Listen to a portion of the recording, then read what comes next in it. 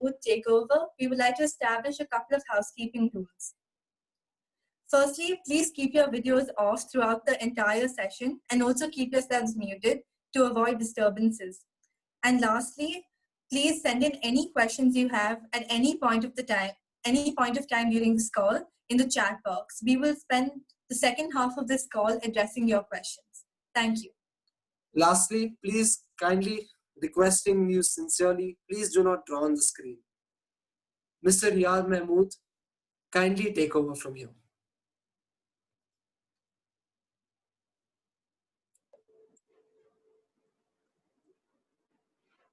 Thank you, Shiv and Tara, for a lovely introduction. It's 9 o'clock at night, so this is the first time I'm actually giving a talk this late at night, and it's new for me, so I'm excited, and I really am looking forward to interacting with young people. So let's have some fun together. So I was told that I'm to talk about careers in education, but before I do that, I'm going to tell you a little bit about what actually led me to become an educator, because I do believe that my past has shaped my life in many ways, especially the first 18 years of my life.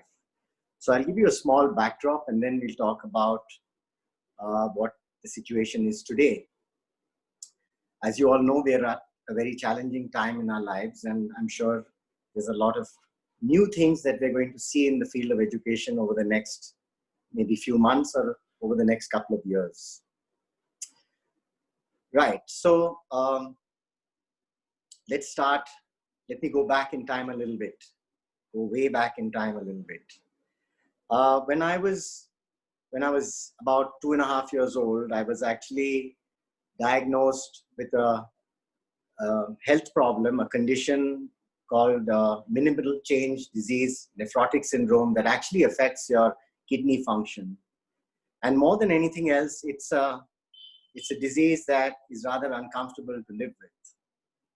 So back in the day when this happened, it was rather new in India, or at least that's what we thought it was. And my parents were running around looking for good medical care and treatment, and eventually reached the hospital called CMC in Vellore.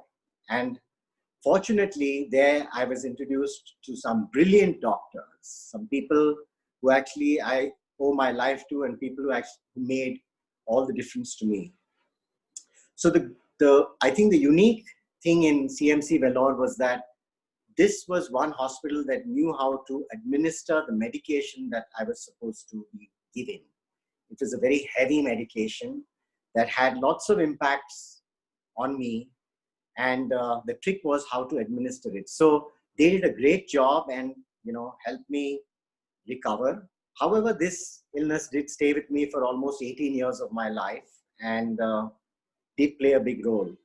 So I'm happy that I was able to overcome this challenge, and I really hope that not too many people have to suffer from an illness like this, or any kind of illness for that matter. So when I actually had a chance many years ago to go back to CMC Vellore and look at some of the facilities there and see some of the children that were under this treatment, it really touched me, because I'm lucky I got away, and yeah, it was a good learning experience.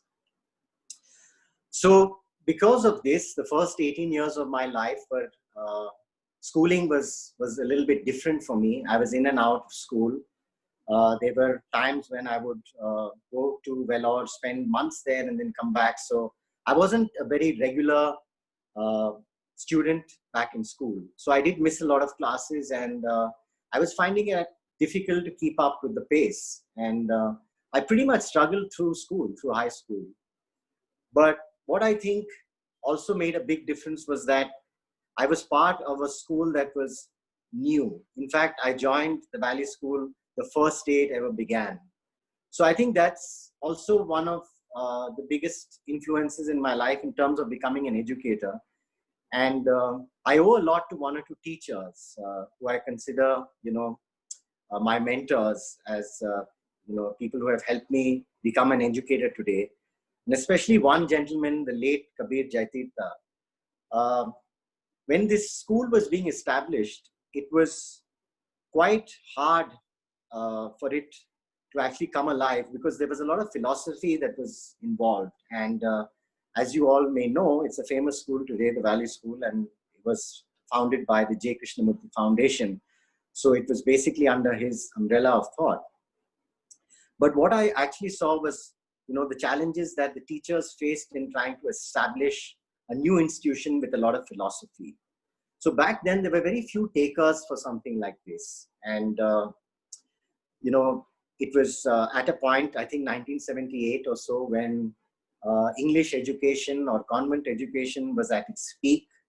Most people aspired to go to such institutions, and very few wanted to look at schools that were alternative in thinking, in thought.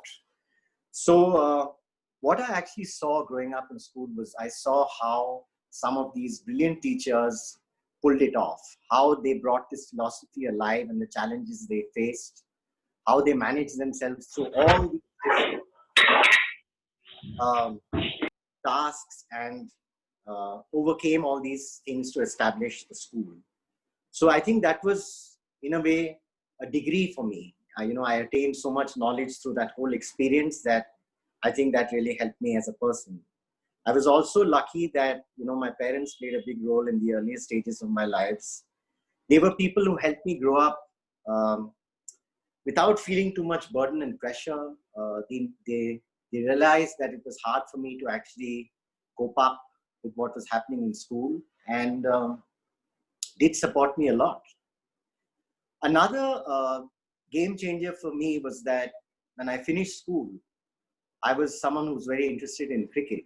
And it was my dream to attend St. Joseph's College of Commerce, Bangalore, because they had the best cricket team at that point of time.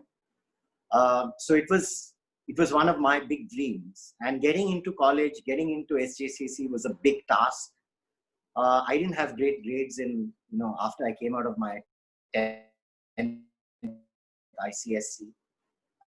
And I remember walking up and speaking to Father Andrade, who was the principal at that point of time. And he heard me out, and eventually, I think a day or two later, gave me a seat in the college. And that's when I realized how someone in a position like that can actually change someone's life. That made such a big difference to me that it actually changed my life. And I can never forget that day when he said, "Welcome to SJCC." So that's when I actually started to become more comfortable with myself, with the world. I enjoyed my years playing cricket, 5 years of cricket for SJCC. And I actually started improving on my academics as well. So I did okay in college. As I was growing up in college, we had a family business. So I thought that once I finished college, I would actually be able to join this family business. But what was interesting is that in my final year of college, final year BCom, I was at home one day and my mom came and knocked on my door. I was in the room listening to music. It was, I think, a study holiday time. And I opened the door and she said, "Well, I have some news for you." And I said, "What's that?" She said, "Well, we are closing the business down. Me and family, my grandfather, my uncles have had to take a decision, a sad decision, that the business is now closing down." So that, it really hit me. And I said, wow, life can really change. Here you are getting ready to join something that your family has built up over the years, and suddenly you realize that it's not there for you anymore. And you're just another person that has to go out and fend for yourself in the world. So anyway, that happened, and the business closed down and I finished college. Once I finished college, I was sort of confused. I didn't really know what to do. So for the first year or two, I joined one of my uncles who ran a trading business, and I worked with him for a while, understanding how the business world works. It was small, but we did a little bit of work together. And after that period, I that business also wound up. So I saw a lot of things winding up. And a friend of mine and myself did a little bit of real estate. So we were these aspiring brokers that would run around on bikes trying to get people into offices, homes, whatever, you know, commissions, sales, whatever we tried to do. And actually we were lucky because at that point of time, Bangalore's real estate was at a high. So we were able to do a few decent deals that kept us going for a little bit of time. And we thought we were on top of the world because, you know, suddenly you're like, what, 21, 22, and you've earned a little bit of money and you think maybe life could actually be, maybe life isn't that bad.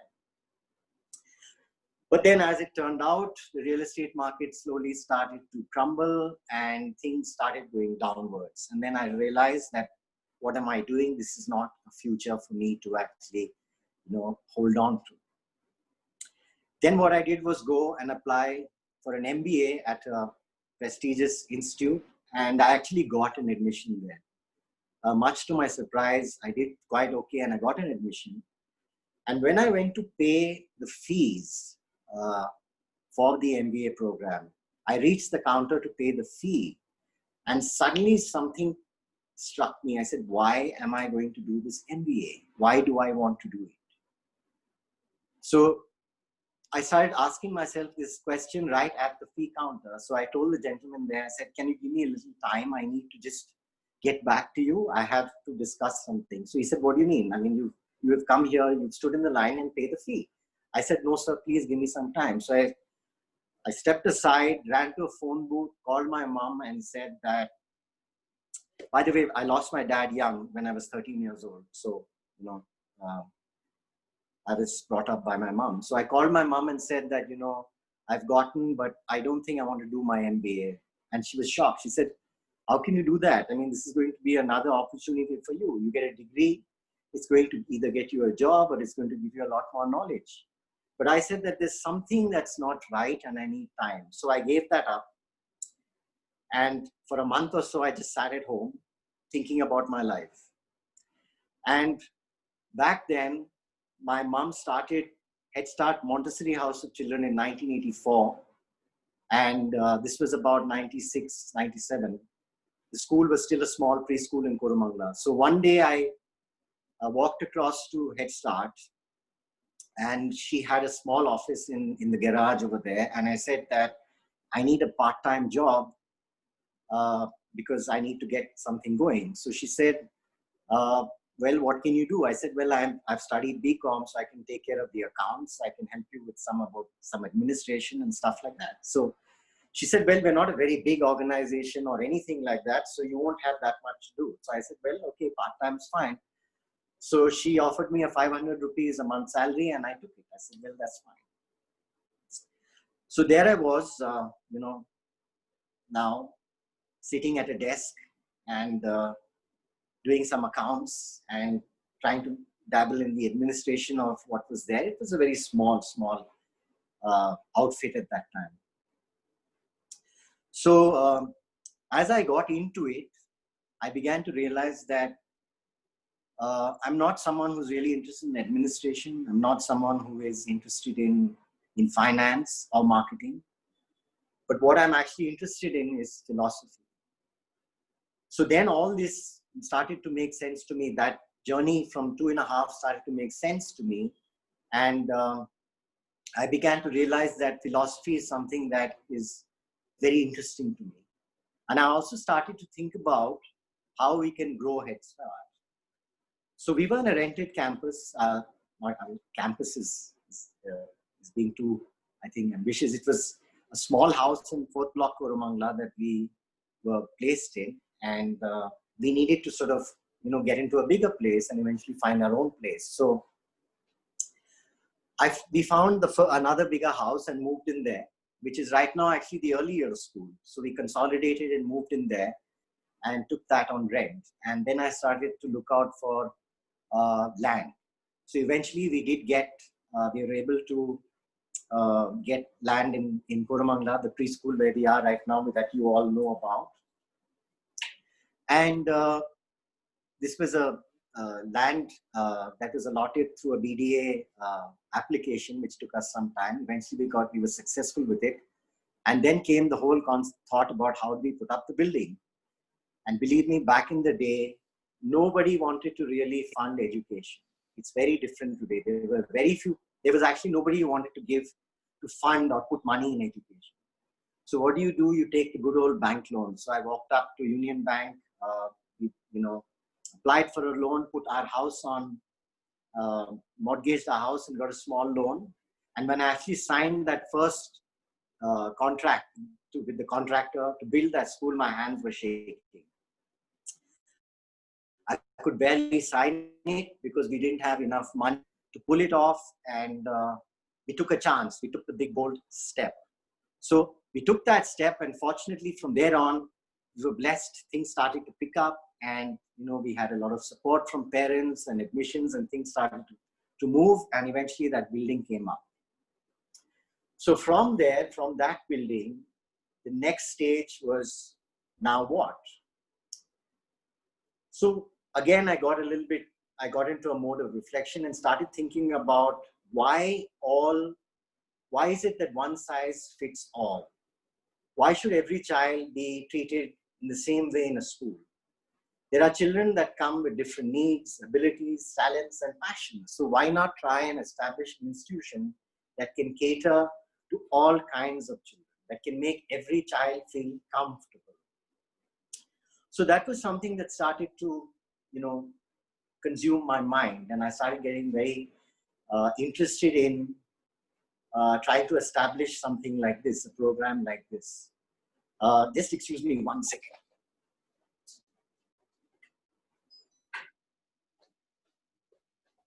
Sorry, I had a small power. Yes, so then I started to think about what is it that we can do with this vision that we have. And in 2003 or so, we took this decision that we're going to open a high school and call it Head Start Educational Academy. So I think that was when this whole thought was conceived. And once again, we were faced with this huge challenge. No land, no money. All we have is a vision. So by then, by 2002, 2003, we were already an established preschool, and people knew us as a good Montessori house of children. They trusted us, and they quite a few people wanted to be a part of the Montessori program. But they still were not 100% sure whether they should continue with us through the journey of going into a high school. So I still remember when we announced the program that we're starting a high school, in a batch size of about 120 that were eligible to go to grade 1 from the preschool, we had just 10 takers. Just 10 students, 10 parents decided to embark on this journey with us because the rest were not sure. So I remember lots of people asking me, you don't have a space, you don't have the funding, how are you going to pull this off? All you do is, you have an idea, and lots of people have ideas. So I said, yes, well, you're right. We don't have whatever you're asking me, but I think we have the right intention. We have a vision, and worst case scenario, we'll keep educating your children in our preschool. We'll rent a place and we'll see how it goes. For now, all you can do is trust us. So I'm forever thankful to those 10 parents, that first batch that joined HSCA. And they are the flag bearers. So they joined us, and the first day, the first orientation we ever had in our preschool, inviting those 10 parents to talk about the journey ahead. I remember it rained very heavily, and it was very difficult to actually enter the school. So the parents rolled up took off their shoes, rolled up their pants, and walked into the school. And I remember one of them saying, forget the orientation, let's have some chai and samosa. We trust you, and let's look forward to the journey ahead. So, well, that's how it all began. So the vision was on its way. We began in the current preschool. And then came the next big question, land, funding, all that. So to sort of cut the short of the long was that, again, it was very difficult to get money in those days to build a school. Nobody wanted to touch education. But by then there was some small changes where some people were looking at investing a little bit of money in school. So angel investing. So we were lucky to meet someone who did invest a little bit with us, and it just sort of took off from there. So I think it's been a great journey. But now let me come to the whole point, the whole topic about careers. Slowly, I'm going to move in that direction. So once we arranged, we were able to acquire the land and the funding, and the school started to come alive. My next thought was, what is it that we want to establish? Like I said, we want to give children an opportunity or a place where they can discover themselves. There's hardly any fear. They are able to find their passions, to grow happily, to discover different talents, to address their potentials, to ask questions, and overall to enjoy the community. So what I needed was a good team of people. So what I said was that I made a few, I said, let me have a few departments, a few verticals that would address these needs. So I put them into different categories. So I said, okay, music, sports, theater, academia,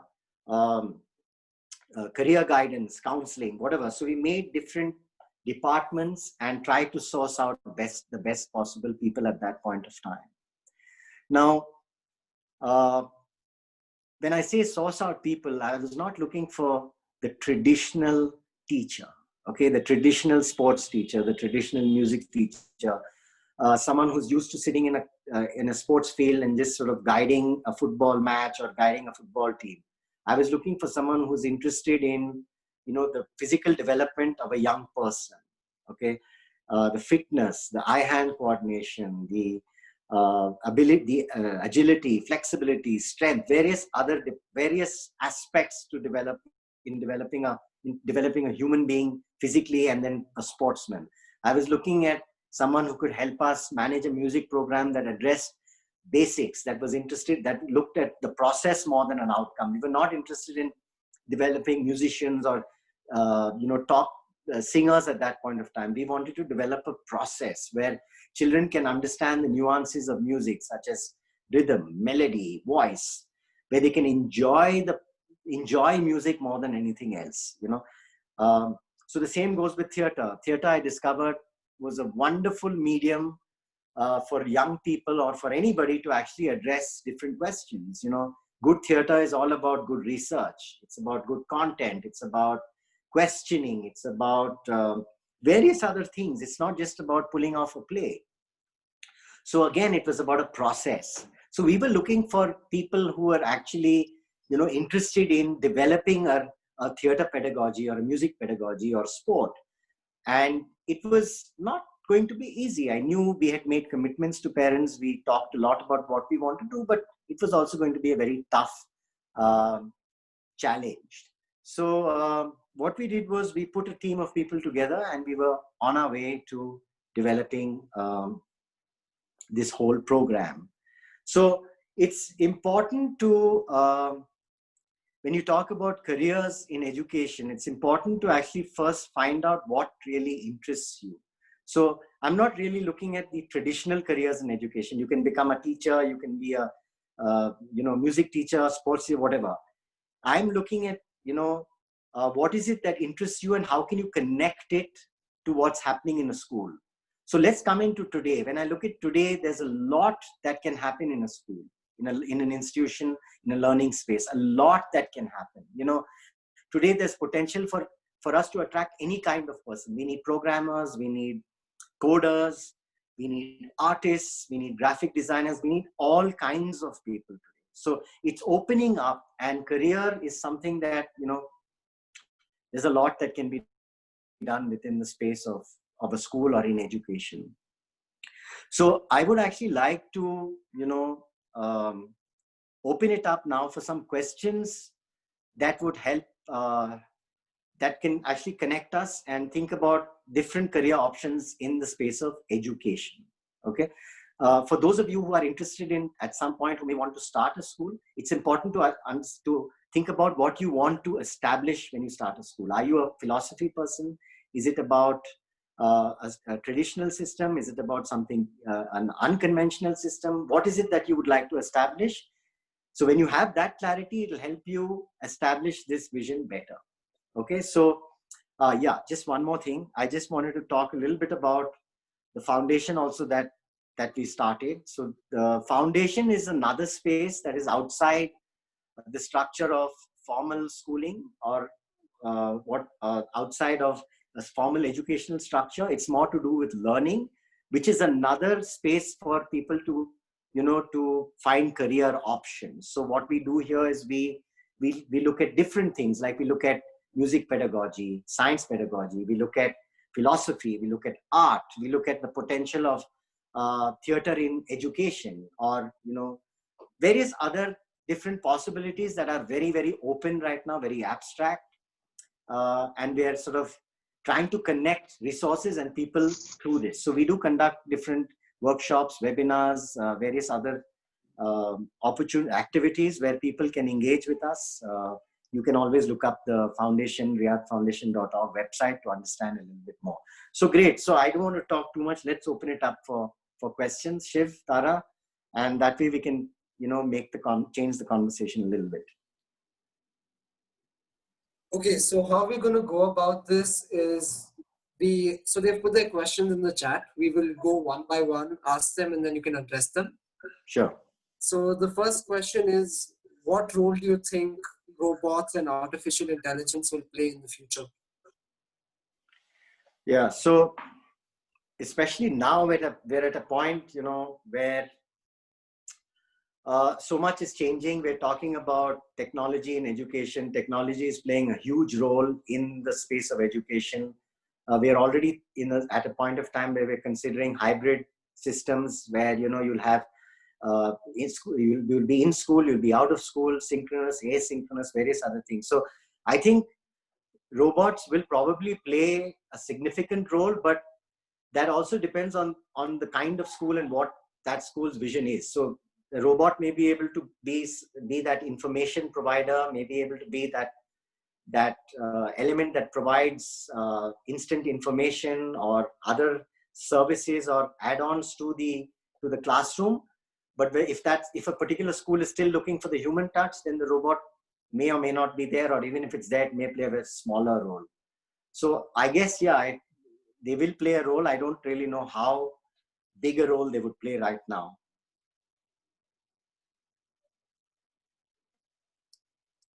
Yeah. Okay, so our next question is, what are some difficulties you have faced in your career and how have you overcome them? Okay, so what I highlighted to you guys over the first part of my journey, to me, I did face, those were some of the challenges that I faced. And those are the challenges that I think helped me become the person I am today. So I think, again, I'll just talk from a philosophical perspective. I always believe that I'm someone who's learning, and a challenge is something that is just another situation that comes your way, and you have to sort of accept it and deal with it in the best way possible. So today we're all facing challenges as educators. Every school is facing a challenge. I mean, overnight, the schooling system is looking very different, right? So this is a big challenge. So how do we overcome this challenge? Well, we take the philosophy that we believe in and try and connect it to the available resources and methodologies that we can apply in the world today. So today, education is also going to require a lot of innovation, a lot of other add-ons, things like that. So it's about actually finding more people who can join into the whole, into the space. It's about finding different opportunities and resources. So challenges are always going to be there, and I think it's about how you just deal with it. Yeah. Moving on to our next question. Since there are a lot of students in the audience today, can you please address the importance of extracurriculars and academics? Yeah. So to me, extracurriculars are very important. That's why when we established the school, we gave equal importance to extracurricular. In fact, I call it curricular. I mean, everything is equally important, whether it's maths or music. To every child, it means something else, and I think it's very important. So I would say it's extremely important. it helps shape you in so many different ways. You know, if you're good at physics and you enjoy music, well, that helps you become a more creative person. It brings peace to you. It brings you a sense of fulfillment in other ways. So I think it's extremely important to have passions and other hobbies in your life other than your academic work and career. Yeah. So I would say keep with it. Could you share with us some of your accomplishments, and would you work on those further to increase your accomplishments?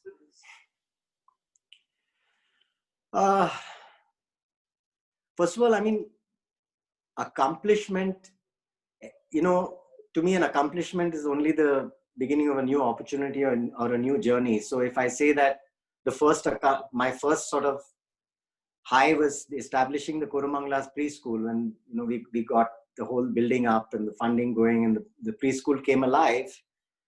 I was on a high. I enjoyed the fact that it's happened, but then very soon it was more about moving on and making that place an even better place. So, and then came the high school and so on and so forth. So I don't see them as I've reached a point. I think I don't really see them as accomplishments. I see them as certain goals that we set out to achieve, and we go along with it. Yeah.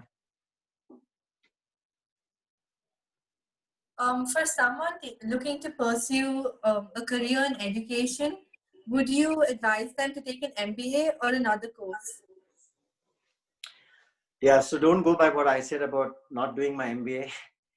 You should do your MBA if you get an opportunity, I guess. But it depends on what you want to do. I mean, if you're interested in administration, if you're interested in putting a school together in terms of finance, administration, understanding the legalese, I guess an MBA will play a big role in that. It'll help you become a better administrator. But I don't know if you're someone who's interested in teaching, curriculum, I don't know how important a typical MBA would be. But there are other master's degrees such as, masters in education or teaching, curriculum design, things like that, that would help you sort of also become a big part of a school. So once you know something, a lot of the other things happen. A lot of it is common sense. It's also about smart thinking. Yeah, so if you're interested in curriculum, design, teaching, then probably do something else, another degree. If it's management and administration, MBA would be a good thing to do. Our next question is regarding the different boards, CBSE, IB, IGCSE. Do the different boards play a role in the success of a person? I really don't think so, if you ask me. It's just that some curriculums and some boards set you up for certain things. Like if you look at a CIE curriculum, an A-levels or an IB curriculum, it may have a more depth and breadth perspective that's added to it. But it's not that people who've done ICSE or CBSE have not succeeded. Some of them have done exceptionally well in life. And I think it's relative. Yeah. I mean, there are certain boards that have certain advantages, but it's also about how you use those advantages. So I would say a syllabus or a curriculum does not define a school. It's the pedagogy that does. It's the faculty. It's the ethos of a school. A good teacher can make any syllabus come alive. A good teacher can engage a student and reach out to that student regardless of the board. That's what I believe, and that's what I would stress upon our teachers, to try and make it come alive. Thank you. Speaking of teachers, how do you feel about teaching as a career? And what type of people make good teachers? And what are the benefits of being a teacher? I think it's a great career to get into. Look at the kind of opportunity you have. You have an opportunity to stand in front of students and and make a difference to them, to change their lives, to share knowledge with them. So I think it's a great career option. I mean, it's very, very rewarding and fulfilling. And today it's even getting more lucrative. People are paying much better. So I think it's a good career to be in. What makes a good teacher? Of course, you need to know your subject extremely well. Knowledge of that subject, mastery over it makes a huge difference. Students respect people with knowledge for a subject. But it's not just that. I think you have to be a person that actually cares for each and every student. You cannot cater to just the ones who are picking things up quickly. You have to be concerned about every single student's development. You should be someone who wants to make a difference in their life outside of a classroom also, and not just in connection to the subject. You have to be someone who can mentor the student, who can be available to the person, to the student. And what's the third part of the question, Tara? What are the benefits of being a teacher? Yeah, so I think I've attached that to the first question where I said it's very rewarding, fulfilling. It really,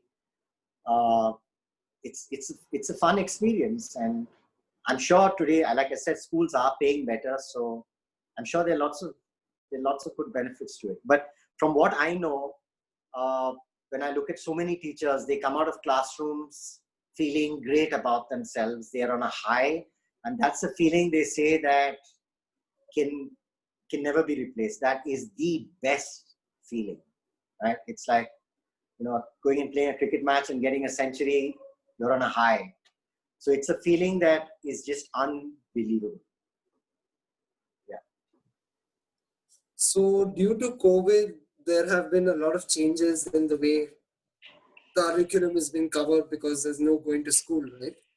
Yeah. So post-COVID, what do you think are the changes that were made that will remain?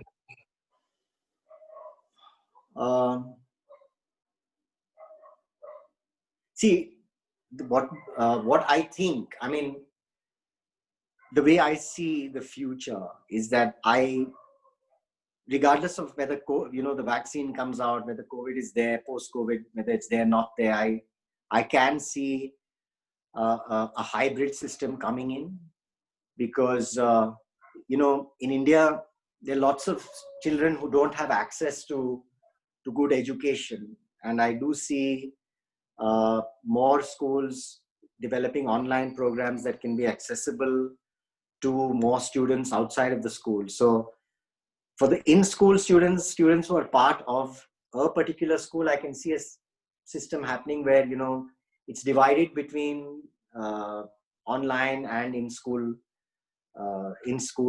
experience. But there'll also be lots of other students who may not have an in-school experience, who would also be learning online through the same school. It's a possibility.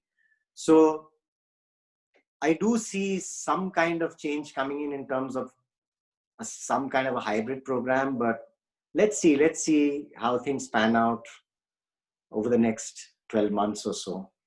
But in the next 12 months, it's going to definitely change a lot. I mean, it's going to shake people up, parents, teachers, and everybody.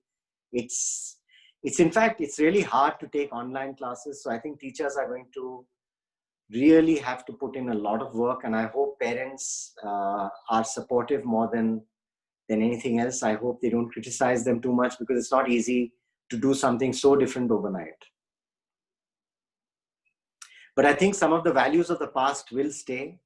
People who carry good values with them, schools that carry good values, those values can never be replaced, whether it's online or offline. So our next question is, how do we get our best minds into academia? What are some of the skills or traits into any profession? So when you go, let me just put it this way: when you go and recruit teachers from different colleges, you go into a top engineering college or a humanities college, lots of the best minds or lots of good minds are not really looking at school as the first option, or teaching at high school levels as the first option. They're looking at other careers. sometimes there are very few want to, become teachers and work in high schools because they do believe that initially, it may not be as rewarding as another job could be. So I think it's important for us to actually go out there and spend time talking to them about how it can be a very rewarding and fulfilling experience. I think that's one of the first steps that we all have to take, and try and get them to understand how much value they can bring to a classroom. How they can change lives. Salary, remuneration, of course, I think does matter to a lot of people. But it's also funny that lots of the best teachers that I've seen are people who don't ask. The first question they ask is not how much are you going to pay, but they're looking for spaces that can help them, work with children, that are spaces that gives them freedom to research, to develop better teaching practices, to go into their subject more, maybe have spaces for them to actually, interact with their subject with more people, even from outside of the school. So I think it's about what kind of opportunity that can we create in a school for people who don't typically want to get into a school right now. Thank you. Moving on to our next question. What are your views on the Indian education system? And also, do you believe that talent and extracurriculars should be given more importance than grades?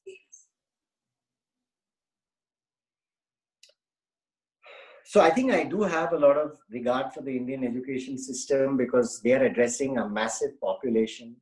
It's very, very difficult to address that kind of diversity. Sometimes we as private school managements don't have the same challenges that, others have. So, when you go into some of the more traditional schools or government schools, you'll see that, there's so many different challenges that they're facing, which we don't face or we have never faced. So I think they're doing their best, and I can see some major changes coming in. When I look at some of the developments that I've been hearing about over the last month or so, I can see a big effort that's being put in to make a big change in the Indian educational system, which is a bit different from what the private unaided schools are a part of, because they have a lot more freedom and bandwidth, resources to actually do things in their own ways. So I think it's hard, and let's see what happens. So our next question is regarding teachers again. Someone who is good with packaging ideas, is that a good enough criteria to pick a career in education? Yeah, I think if you're passionate about education and you have some great ideas that can bring about changes or develop a new system, why not? You give the ideas and then get the best people to work on them, right? That's, in a way, that's what leadership is about. You can't do everything as a leader. Your job is also to give the ideas and get the best people to work on them. Yeah. An idea is a career also. And why not make it a career in education? Thank you. In your opinion, will the existing COVID situation affect college applications in the future in both India and abroad, especially as a lot of qualifying exams are being cancelled? Yeah, so I think it's definitely going to make a difference in the next 2 years. If there is a vaccine and people decide, everything bounces back and people want to go back to what it was, then I really don't, then I can't say. But over the next 2 years, it is, and it has, like, I know few students who are actually not taking up some of the admissions that they've got because they are, believing that it could be an online program, and some of them don't want to pay a high fee for an online program. Some of them want to take gap years. So there are dropouts. I can see that some colleges, students who didn't think they'll get in, who are on wait lists, have managed to get in because they were dropouts in the normal categories. So yeah, there has been a change over the next I mean, there has already been a change, and it's going to impact the coming college year. Even in India, there are people who are looking at gap years. So for some students and parents, they believe that what 1 year is not going to change anything. It's fine. This is the best time in the history of education to take a gap year, because you have a great excuse. Things are unstable, unpredictable. So let's just take it easy, reflect, and see what happens. So it's already made a difference. It's already impacting. So what is the other part of the question? Was there another part?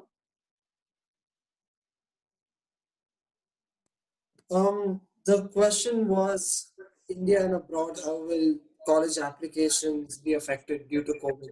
Yeah, so that's pretty much what I say. It's already affected. You know, there are changes, there are dropouts. People are thinking twice. Yeah. And you asked something about the testing systems?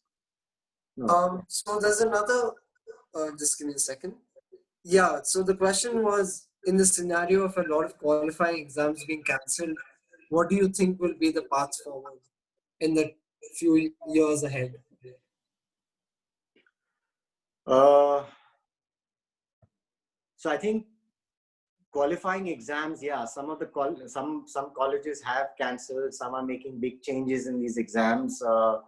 It all depends what transpires over the next 12 months, 12 to 14 months. So if colleges themselves decide, for example, if you are aspiring to be in a big Indian college, very famous Indian college, and for some reason you can't get in, or you don't have the funds to get in, or a foreign college, and that college suddenly decides that we will change the qualification for admission and open it out to more students. So instead of taking 20,000 students in campus, we'll take 60,000 students, and we will do a hybrid system. So if something like that happens, then yes, they may change their admission requirements. It could happen.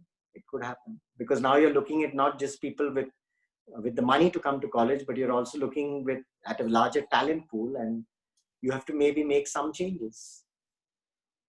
It's a possibility. Right now, as we speak, sitting here right now, everything is very unpredictable. Even whatever I'm predicting or saying is still speculative. Let's see. Maybe in a month's time, we'll have more clarity. And that's how fast things are changing. So adding to the previous question, with the trend changing from globalization to isolationism, how will this affect education, especially higher education in college abroad? Hard to answer right now again. Really, I can't, I don't really want to answer that right now, because I really don't have a great answer to give you, to be honest. I'd like to wait for some time and see what is going to happen. Yeah, I'm sorry about that question. Yeah. Okay, so moving on to the next question. Because I really don't feel it's the, I know enough right now. Okay, so do you feel that 1 to 2 years of military service should be made mandatory? Are there any valuable skills that can be gained? Wow. Some very challenging questions.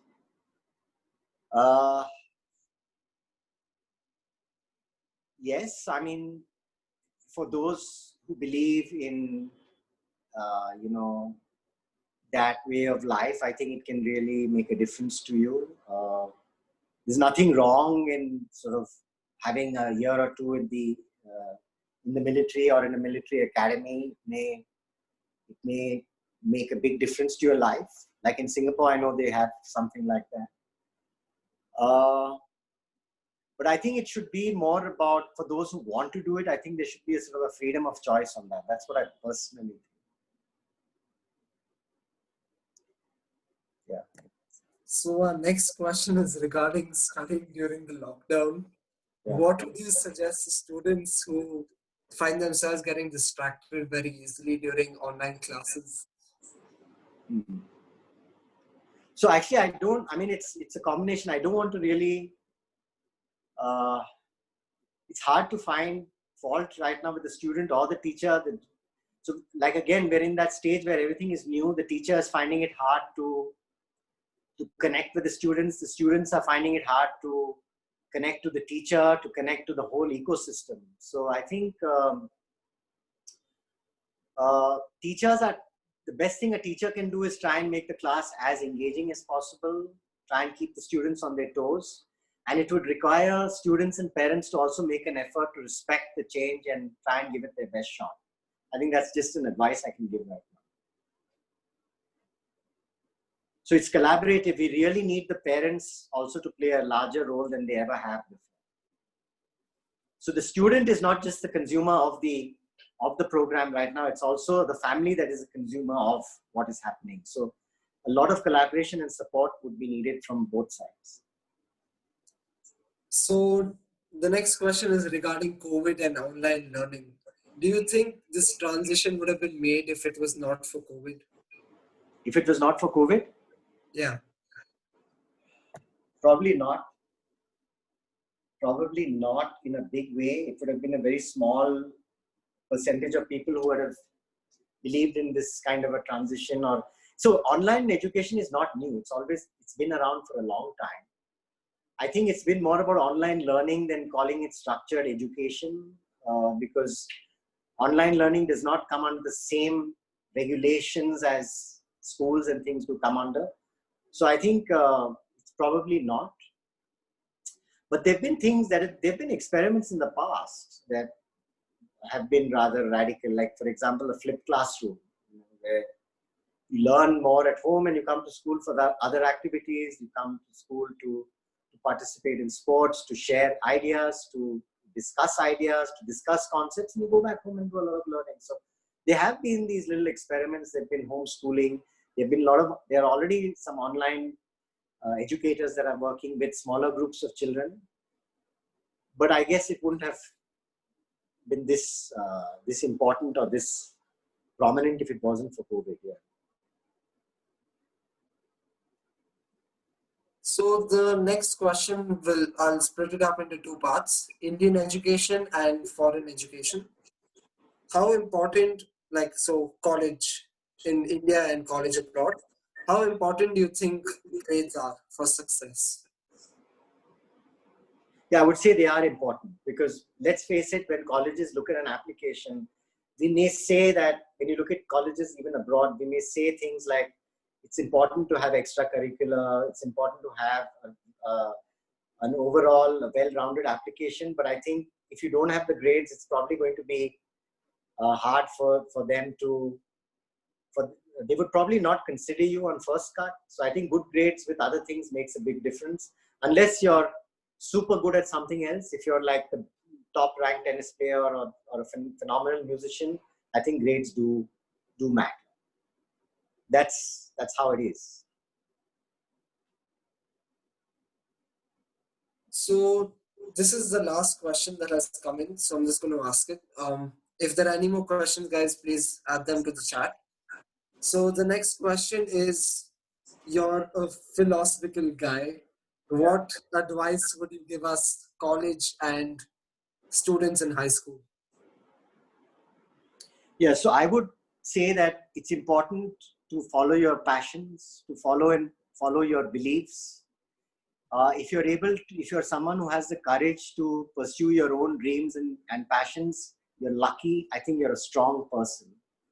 And at the end of the day, I think my mantra is that you are competing with yourself more than anybody else. My philosophy is that I'm not really trying to be better than the person next to me. I'm trying to be better than I can be.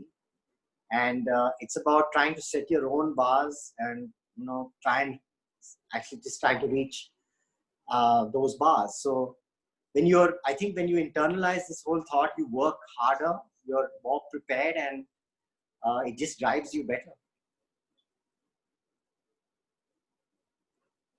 With that, we've reached the end of today's session.